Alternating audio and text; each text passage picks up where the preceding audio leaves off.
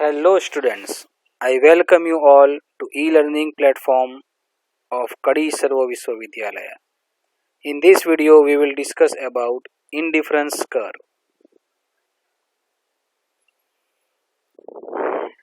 As we know, there are two approaches in consumer behavior theory.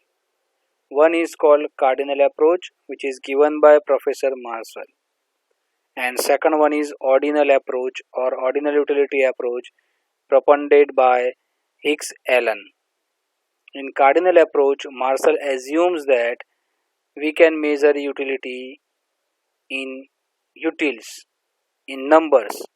Hicks criticized cardinal approach and he said we can't measure utility in utils or in number because money itself, money's utility is not remain constant. So how we can measure utility with the help of money?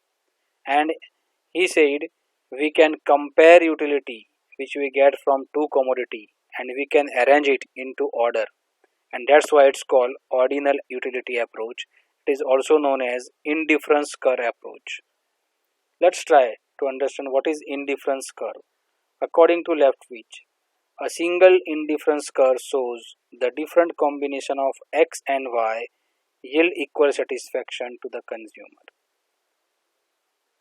Ferguson, an indifference curve is a combination of goods, each of which yield the same level of total utility to which the consumer is indifferent.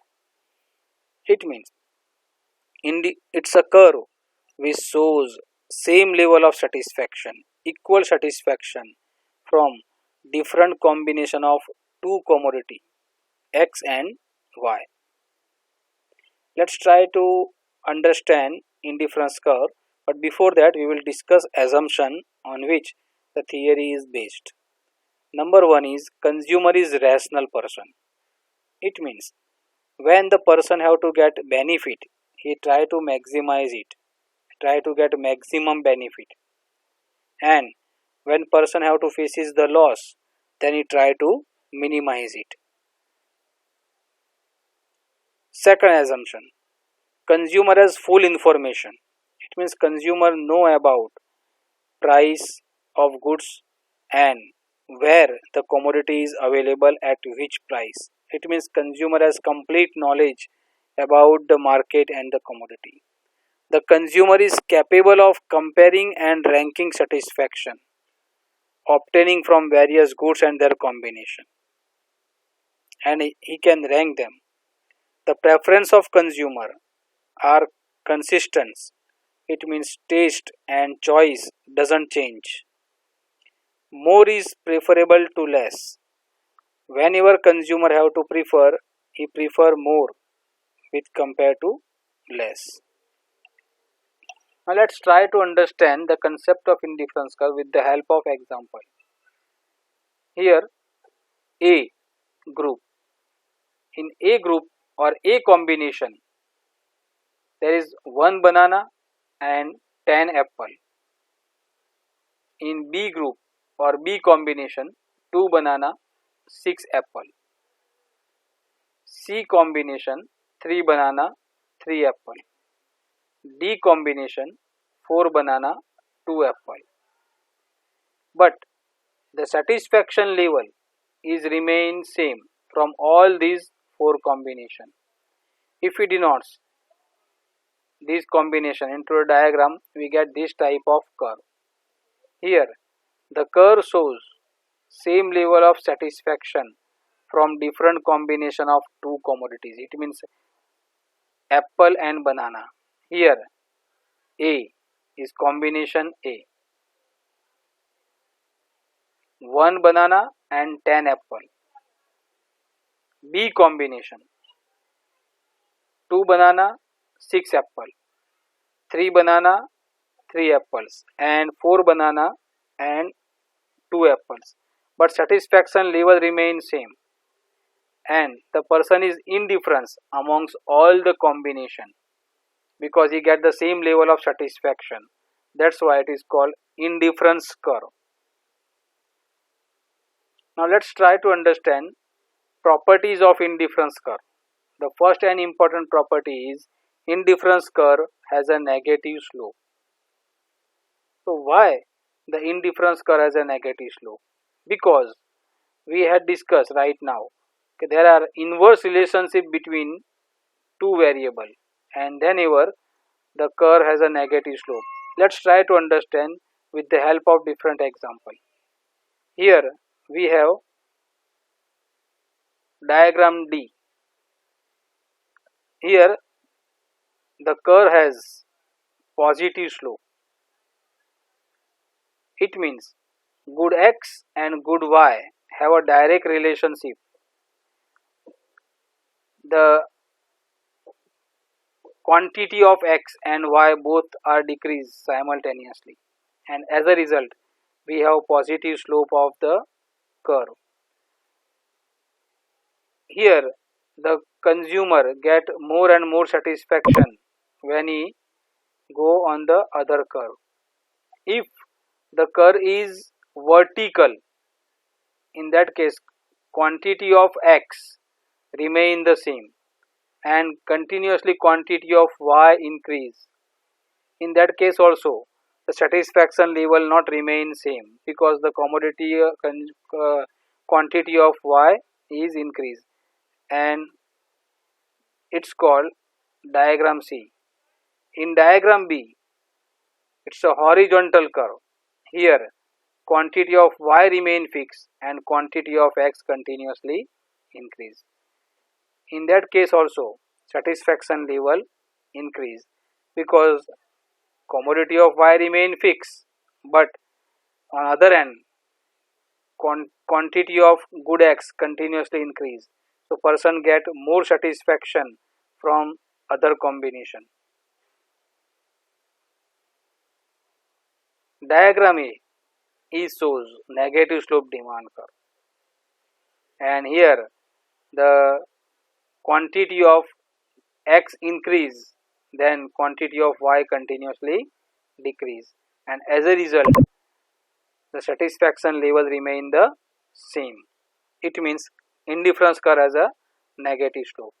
The second property is indifference curve are convex to origin. Here is one possibility, linear curve. So when this type of linear curve, whenever the satisfaction or the quantity is exchanged with other quantity at a fixed rate, it means the concept of marginal rate of substitution when remain fixed, in that case we have this type of linear curve.